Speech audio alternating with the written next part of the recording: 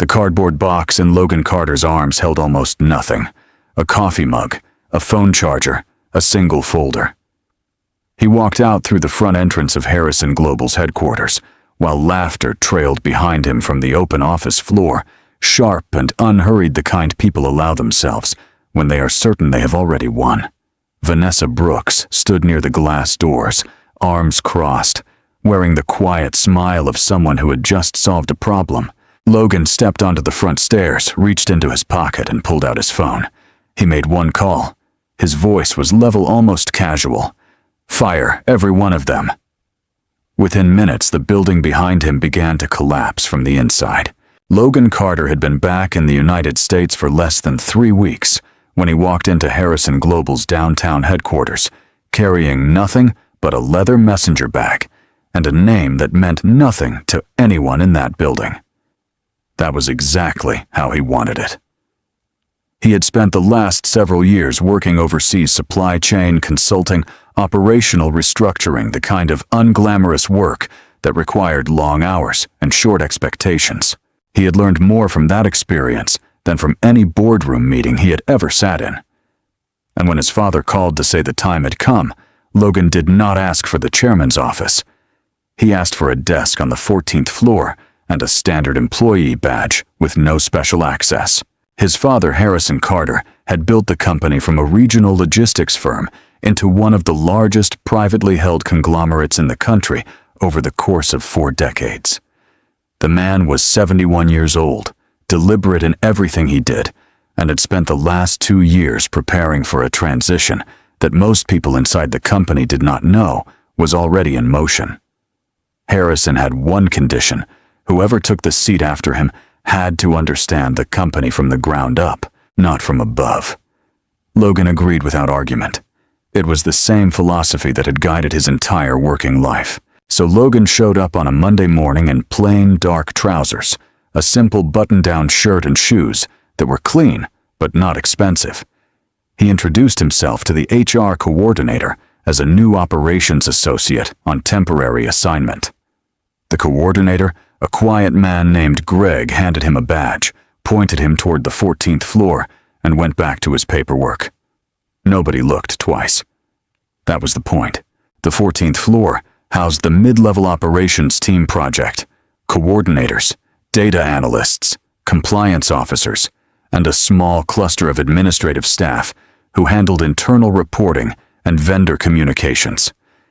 It was not the most glamorous floor in the building, but Logan had specifically requested it.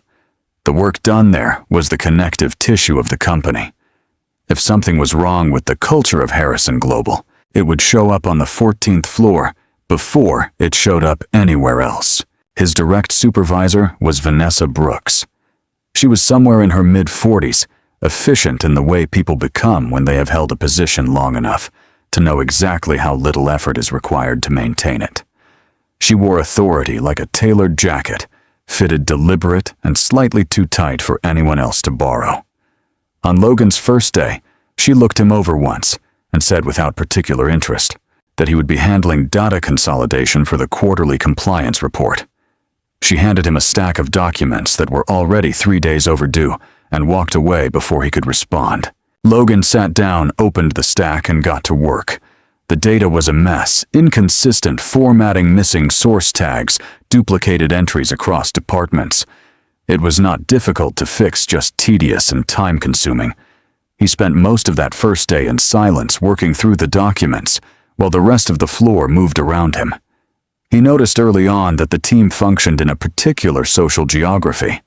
There was an inner circle, Vanessa at the center, flanked closely by Derek Walsh and Paula Simmons, and then there was everyone else. The distinction was not subtle. Derek was loud, loose with opinions, and had a talent for saying things that sounded like jokes, but weren't. Paula was quieter, but more precise, the kind of person who watched everything and said only what was necessary to stay aligned with whoever held the most influence in the room. By the end of his first week, Logan had completed 3 assignments that were originally divided among 4 people. He had not announced this. He simply put the finished reports in the shared drive with clean formatting and moved on. 2 days later, He overheard Derek telling Vanessa that the consolidated vendor report, the one Logan had spent 12 hours restructuring, had been praised by the compliance director. Derek took credit for it without hesitation, without even a flicker of discomfort. Vanessa nodded approvingly and CC'd Derek on the follow-up email to senior leadership. Logan's name did not appear anywhere in the chain. He read the email, closed his laptop, and went to get a cup of coffee. He was not surprised. He was paying attention. Over the following 2 weeks, a pattern established itself with very little variation. Any work Logan completed that produced a good result would be claimed by someone else, usually Derek or Paula, sometimes Vanessa herself. Any process that went wrong, a delayed response, a misrouted file, a miscommunication between departments would find its way to Logan's desk as his fault, regardless of whether he had been involved. The floor had a well-worn system for this. Errors needed a name attached to them before they reached Vanessa, and the name attached was almost always a person with the least standing to push back. Logan was that person, and he had chosen to remain that person for now. There were moments that were harder to absorb than others. One afternoon, a compliance analyst named Ruth, a woman in her early 30s, who had been at the company for 6 years, made a formatting error in a regulatory submission. The error was minor and easily corrected, but Vanessa called it out in the middle of the open floor in front of the entire team, her voice carrying enough edge to make sure everyone heard. Ruth sat very still, her face controlled, and said yes. She understood. She would correct it immediately. After Vanessa walked away, Ruth stared at her screen for a long moment without moving. Logan watched that moment and filed it away alongside everything else he had been collecting. What struck him was not the correction itself, but the way Ruth absorbed it, the practiced stillness of someone who had learned that any visible reaction would be used against her. There was also a quieter kind of cruelty that ran beneath the surface. Lunch plans that were made just loudly enough for Logan to hear, then finalized in a way that made clear he was not included. Questions directed at him in meetings that were designed not to gather information, but to expose gaps, phrased carefully publicly, so that any stumble became a data point in the running case against his competence. Requests that arrived at 4:50 in the afternoon for deliverables due by the following morning, never with enough context to complete them cleanly, always with enough ambiguity to assign blame if something went wrong. None of it rose to the level of a formal complaint on its own. That was the sophistication of it. Each incident could be explained away individually. Together, they formed something much more deliberate. Logan ran 5 miles most mornings before the sun came up. He had learned to use early hours for thinking, not just exercise. On those runs, he processed what he was seeing without the noise of the office around him. He had gone into this arrangement expecting to find the ordinary friction of corporate life, politics, inefficiency, the occasional personality conflict. What he was finding instead was a managed ecosystem. The bullying on the 14th floor was not casual or disorganized. It was institutional. It had a structure, a hierarchy, and a shared understanding among its participants about what was permitted and what was protected. People lower in the hierarchy either participated or stayed silent, because silence was the only form of neutrality the environment allowed. He thought about his father's company, not as a chairman's son, but as someone who had spent years studying organizations and what made them function or fail. A company could have excellent products, strong financials, and a well-regarded brand, while rotting in the middle floor by floor team, by team one, silenced employee at a time. Harrison Global had been built on a different idea. His father had said more than once that a company's real value was not on the balance sheet, but in whether the people inside it trusted each other. Logan had understood that as a principle for most of his life. He was only now seeing what it looked like when the opposite was true. In his 3rd week, Vanessa assigned him to lead the documentation for a sensitive internal data audit. It was more responsibility than anything he had been given before, and he took it seriously. He built the tracking system from scratch, coordinated with 3 separate departments, and had the initial framework ready 2 days ahead of schedule. He shared access with Vanessa and Derek, so the broader team could continue building on it while he completed the final sections. It was a reasonable and professional decision. He would come to understand later exactly how it was used against him. On a Thursday morning, Logan arrived at the office to find Derek and Paula already in Vanessa's glass-walled office. The blinds were drawn, which was unusual. HR Director Sandra Pruitt was also there, seated across from Vanessa, with a folder open in front of her. Logan had barely set down his bag when Sandra stepped out and asked him to come in. Her expression was the practiced neutrality of someone delivering information they did not write. Vanessa stood to the side, arms folded. Derek sat in the corner with the specific stillness of a person who already knows how a scene ends. Sandra told him that a significant volume of restricted client data had been accessed and extracted from the audit system over the past 48 hours. The activity had originated from the access credentials Logan had used to build the tracking framework. There was, she said, a clear audit trail. The company's position was that a serious breach of data security had occurred, and given the evidence, they could not in good conscience continue his employment.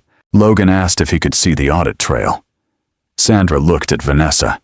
Vanessa said that the documentation was being held by the legal department, pending further review, and that it was not available to him at this time. Logan asked if there was a process for contesting the decision. Sandra said that, given the nature of the incident, the termination was immediate and final. She slid a single-page document across the desk and asked him to sign it, acknowledging receipt of the termination notice. Logan looked at the document for a moment, then signed it. He asked for a copy, which Sandra provided. He thanked her. He did not raise his voice. He did not look at Vanessa or Derek. He picked up his bag, walked back to his desk, and placed his coffee mug, his charger, and the one folder he kept there into the small cardboard box that Sandra had left beside his chair. The floor was very quiet. People were watching without appearing to watch. Logan carried the box to the elevator, rode it down to the lobby, and walked out through the front entrance into the afternoon light. He stood at the top of the entrance stairs. The glass doors behind him reflected the pale sky. He set the box down on the concrete railing, reached into his pocket, and pulled out his phone. He scrolled to a contact saved under a single initial and pressed call. The line connected on the second ring. Logan's voice was even unhurried, entirely without anger. He said 3 sentences. The first was an instruction to contact the general counsel and convene the board within the hour. The second was a request to have the full digital record of the 14th floor, every email, every access log, every performance review for the past 4 years, placed under immediate legal hold. The third sentence was the one that would echo through every corridor of that building before the day was over. Fire every one of them. He ended the call, picked up his box, and walked toward the parking structure. Behind him, through the glass doors, the lobby was already beginning to change. The call lasted 4 minutes and 30 seconds. Logan sat in his car in the parking structure beneath Harrison Global, with the engine off and the cardboard box on the passenger seat. The general counsel, Martin Cole, had picked up before the second ring, which told Logan that his father had already been in contact. Martin was measured and professional, but there was an urgency in his voice that he did not fully conceal. Logan told him what he needed: the legal hold on all digital records going back 4 years the board convened within the hour, and a complete blackout on his identity until he gave the signal. Martin said he understood. Logan ended the call and sat in the quiet of the concrete structure for a moment, looking at nothing in particular.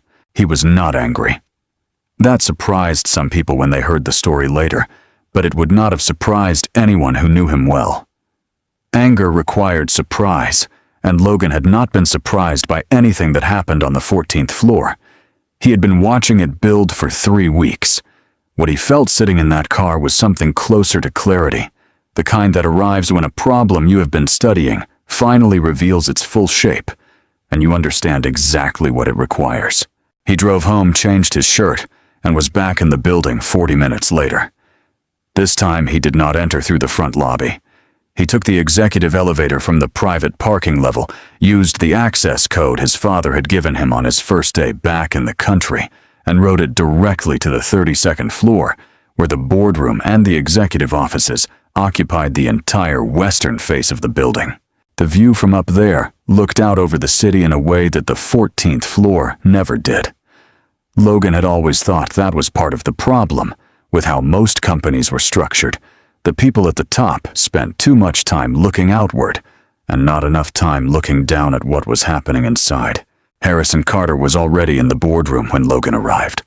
The old man was standing at the head of the long table, not seated, because Harrison Carter did not sit in meetings when he was agitated. He was dressed as always in a dark suit with no tie, his white hair trimmed close, his posture carrying the particular straightness of someone who had never entirely stopped being military in his bearing, even decades after the fact. He looked at his son when Logan walked in, and something in the set of his expression shifted, not quite relief, but something adjacent to it. Martin Cole was already there with 2 members of the legal team. 2 board members had dialed in remotely and appeared on the screen at the far end of the room. Sandra Pruitt, the HR director, who had delivered Logan's termination notice just hours earlier, had also been summoned.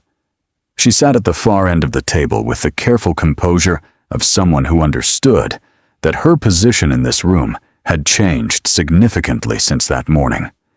Harrison did not open the meeting with pleasantries. He confirmed the legal hold was in place, that IT security had already been pulled in to run a parallel audit of the data access logs, and that nobody on the 14th floor had been informed of any change. The building continued to function exactly as it had 2 hours ago. The 14th floor believed they had won. Logan stood at the table and walked through the last 3 weeks without notes. He described the pattern of work misappropriation, the deliberate assignment of blame, the fabricated data breach. He told them about Ruth, about the 450 deadlines, about the email chain where Derek took credit for 12 hours of Logan's work. Sandra listened to this without expression, but Logan saw her hand tighten slightly on the folder in front of her.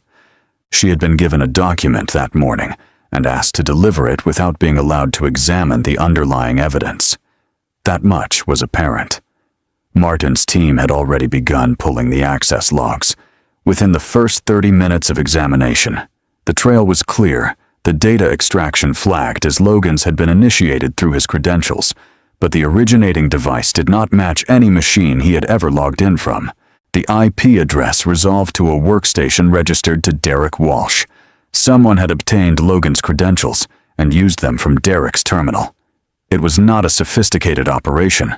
It was the kind of thing that worked because the people doing it had never been seriously examined before.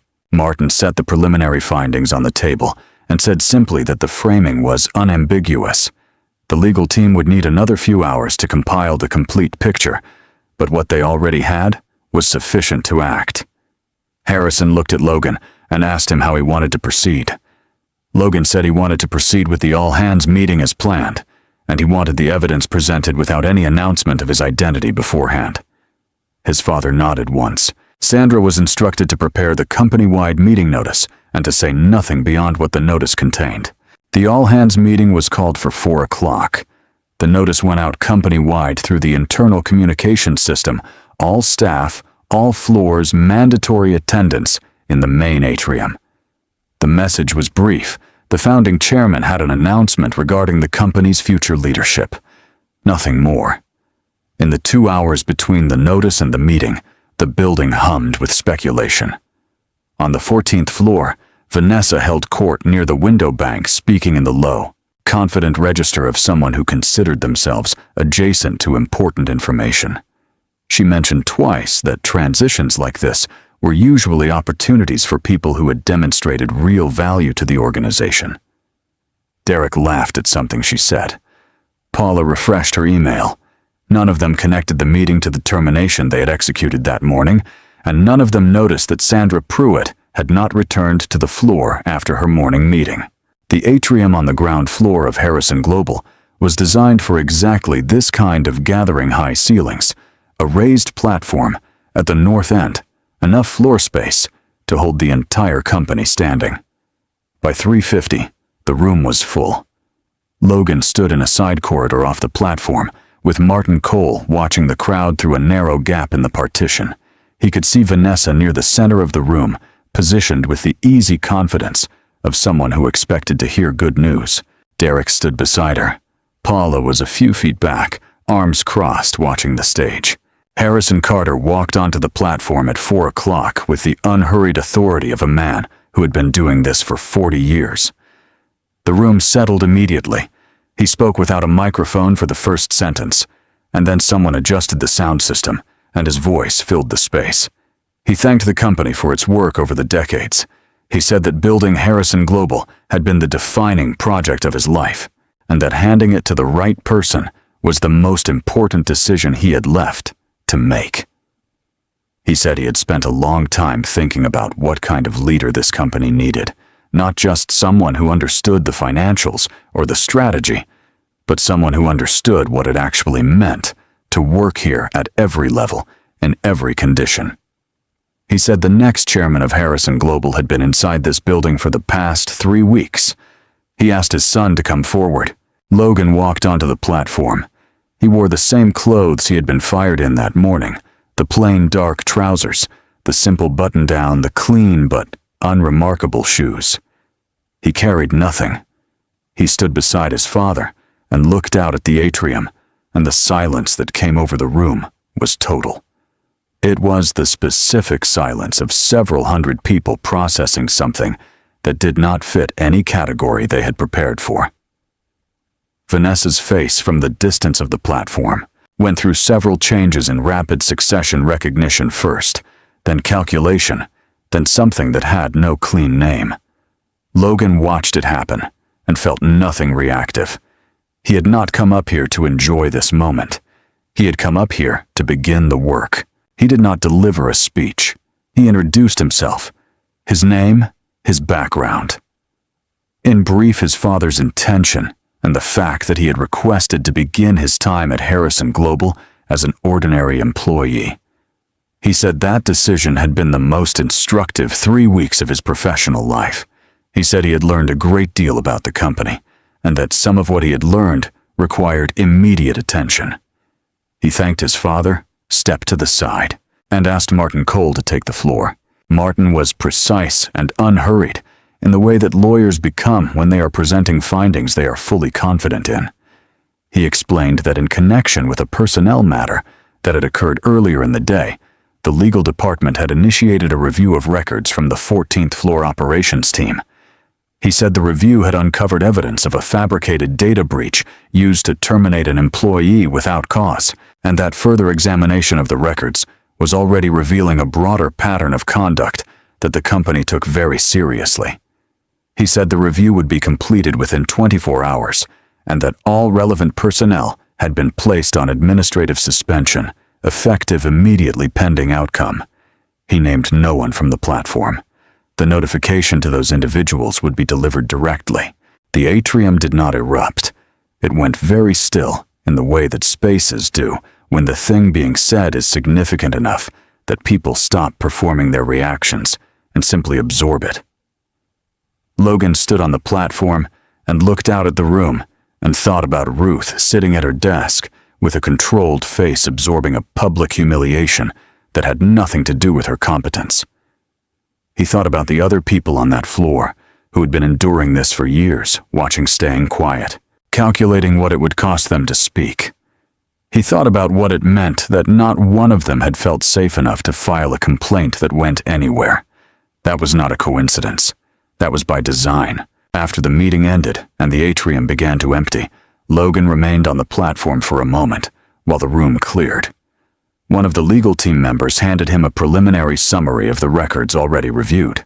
He read through it, standing there, with the noise of the departing crowd still moving around him. The document was 12 pages. He read all of it. What the record showed was worse than what he had personally observed. The manipulation of performance evaluations went back 4 years. There were documented instances of Vanessa approving negative reviews for employees who had filed informal complaints about the team's working environment. 2 of those employees had subsequently left the company. 1 had accepted a settlement. The credit stealing was systematic project attribution, had been rerouted through the team's internal reporting in ways that were deliberate and consistent. Derek Walsh appeared in more than 30 instances. Paula Simmons in 19. Vanessa Brooks was present in all of it, in one form or another, either directly or as the approving authority. Logan handed the summary back to the legal team member and asked how long the full audit would take. The answer was 12 to 16 hours for the complete documentation. Logan said he would be in at 6 the following morning. He walked off the platform through the now empty atrium and into the corridor that led to the executive elevator. The building around him was quiet in a different way than it had been that morning. This quiet had weight to it. He rode the elevator up alone. The day had begun with him carrying a cardboard box out through the front entrance, and it was ending with him returning to a floor he had never officially occupied. The circumstances had reversed completely, but Logan did not feel the satisfaction that a reversal was supposed to produce. What he felt instead was the particular gravity of a decision that had not yet been made, one that would determine more than any announcement or audit finding what kind of leader he was actually going to be. Tomorrow morning, he would have to look at the full record and determine exactly what justice looked like, not for himself, but for every person on that floor who had spent years making themselves small enough to survive. That was the decision that would define his chairmanship before it had properly begun. Logan was at his desk on the 32nd floor by 5:55 the following morning. The city outside the windows was still gray, the early light not yet strong enough to define the skyline. Martin Cole arrived at 6:10 with the completed audit in a bound folder and a second copy on a secure drive. He set both on the desk without ceremony and took the chair across from Logan. They worked through the findings together for the next 2 hours, Martin walking through each section while Logan read and asked questions. The full picture was more organized than Logan had expected and more damaging. The audit covered 4 years of records, the same 4 years that had been placed under legal hold the previous afternoon. In that time, the group operating under Vanessa Brooks had suppressed the advancement of at least 11 employees through manipulated evaluation scores. 3 of those employees had filed informal complaints through internal channels. All 3 complaints had been routed, whether by design or by the structural failure of the reporting system, back to Vanessa's level, where they were documented as resolved without any meaningful investigation. One employee had left the company after receiving a sudden and poorly substantiated negative review that appeared in their file within 2 weeks of raising a concern. Another had been quietly transferred to a different floor after what the records described only as a personnel discussion. The third had accepted a confidential settlement. None of the 3 had been contacted by the company since. Sandra Pruitt's name appeared in 2 of the 3 complaint files as the HR contact, a detail that Logan noted without comment and set aside for a separate conversation. Beyond the individual cases, the data showed a consistent pattern in how project work was documented and attributed. Logan had witnessed the beginning of this process in his 3 weeks on the floor, the rerouting of credit, the selective inclusion of names in communications to senior leadership. The records confirmed it had been deliberate and sustained. Derek Walsh's name appeared in favorable project summaries at a rate that bore no relationship to his documented contributions. Paula Simmons had served in effect as the administrative mechanism of the scheme, managing the internal paperwork in ways that made the misattribution difficult to trace without the kind of systematic review that had never previously been conducted. Vanessa sat above all of it, approving, authorizing, occasionally directing. Her fingerprints were not always on the surface, but they were in the structure. Logan closed the folder and looked at the window for a moment. Then he asked Martin what the legal exposure looked like if the company chose not to act decisively.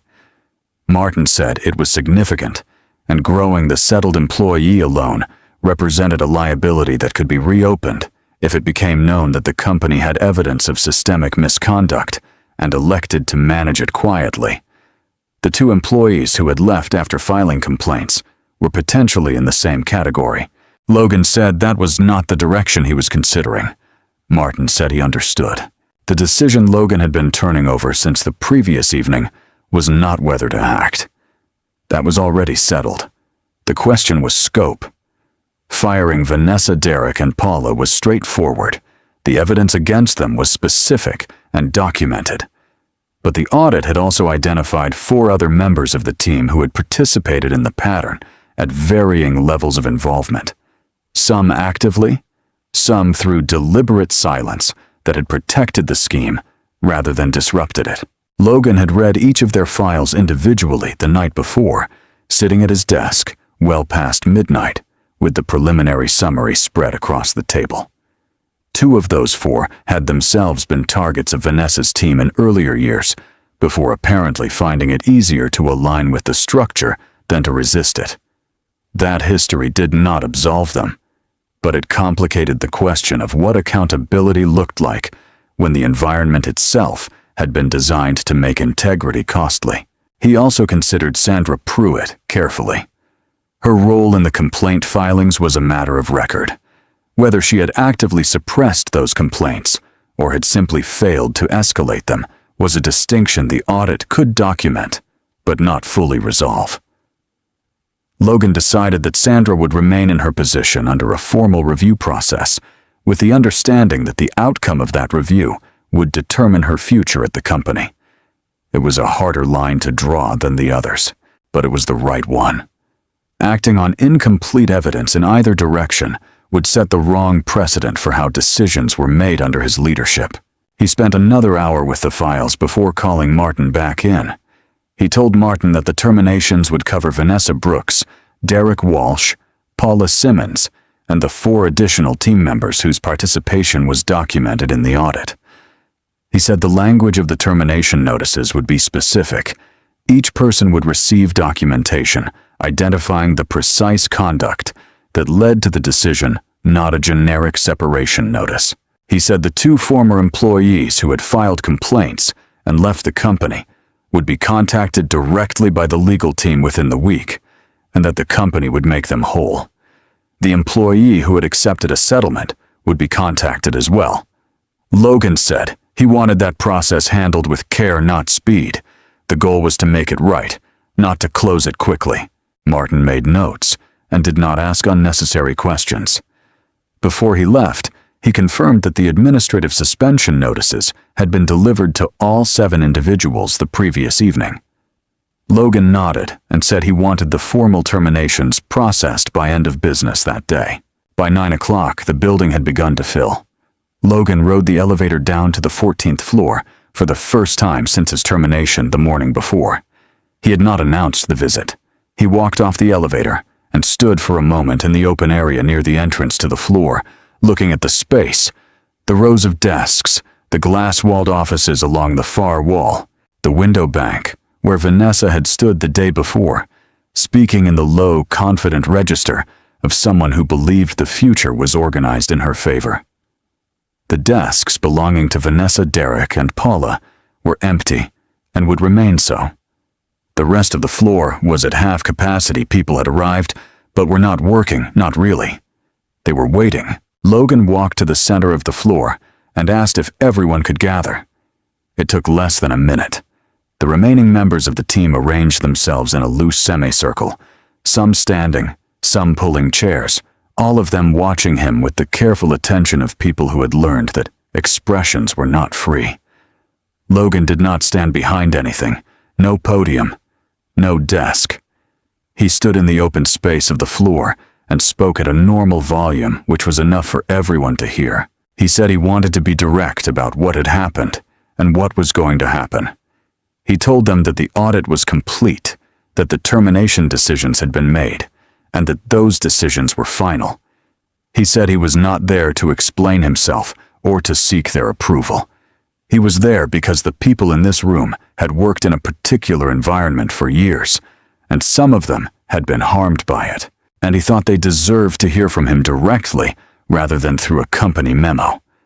He said the evaluation system that had been in place on this floor was being suspended immediately, and that every performance record from the past 4 years would be reviewed by an independent HR team before any of it was used for any purpose going forward.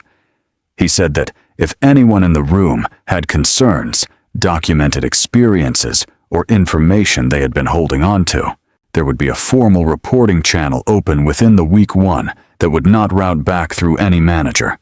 It would go directly to the legal department and to him. He asked if anyone had questions. The room was quiet for a moment. Then Ruth, the analyst, who had been publicly corrected at her desk in front of the entire team, raised her hand. She asked whether the review of performance records would affect decisions that had already been made, promotions that had been denied, roles that people had been passed over for. Logan said yes. He said the review was specifically designed to identify and correct those outcomes where the record showed the evaluation had been influenced by the conduct under investigation. Ruth nodded and lowered her hand. She did not say anything else, but something in the set of her expression changed, not dramatically, just a slight release of something that had been held carefully in place for a long time. Logan noticed it. He did not comment on it, but he noticed it.